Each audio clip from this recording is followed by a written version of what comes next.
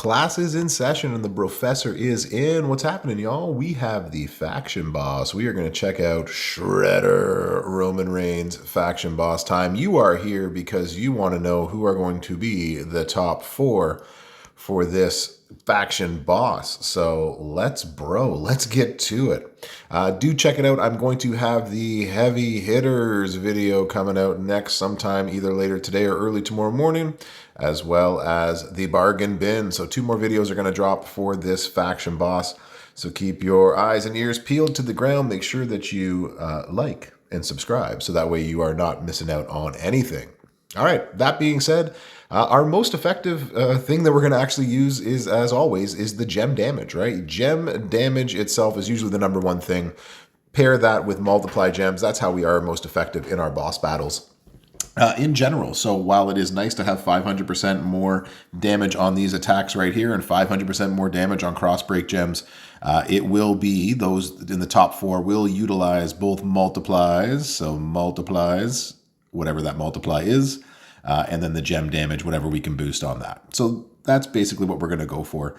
If you want people who can do damage, although not win you on turn 1, check out the heavy hitters video that's coming out lately or later for all of this. So first off, in this category right here, our best bet is probably going to be focus category is actually for this time around not going to be your best category moving forward. But someone like Roman Reigns, the chief of beasts, we need to find somebody who does a whole bunch of multiply gems, which he does. He does make 16 of them, and he does turn them into purple. So those 2 are going to work very well for you. That's a green gem damage. And then you could put the sub. I think the sub also leaves multiply gems. So Roman chief of beasts, I think, is probably going to be your best bet in the focused category. Next category is going to be the one that will always, I guess, be dominated for the time being with the OTC. So if you've got his moment as well too, hey, moment. All right, I guess there we go. We got the moment.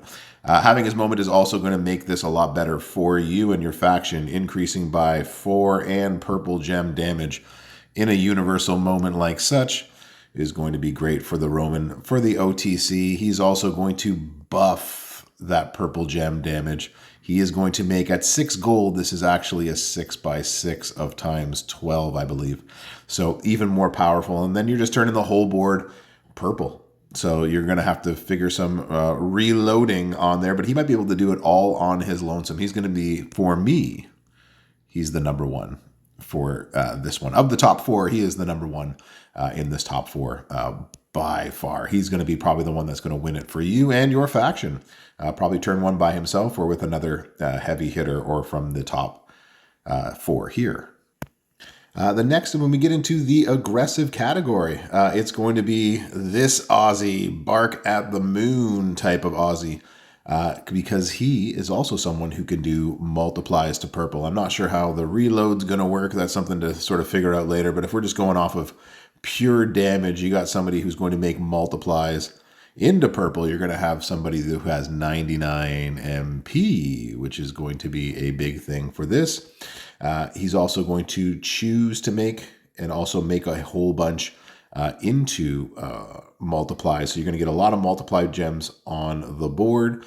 You can also try to, if you're worried about reloading, so something like that would help you reload your black move. So if you wanted to just put this in here instead, rather than making 2 rows, you just make the 7x4. I believe it's a 7x5 when it gets to 6-star gold. So this will allow you to reload a little bit easier and hit several times. So Aussie Howl at the Moon is going to be your number 3. And last but not least, I think our 4th most powerful person in all of this is actually probably going to be Jacob Fatu. Again, somebody with moment.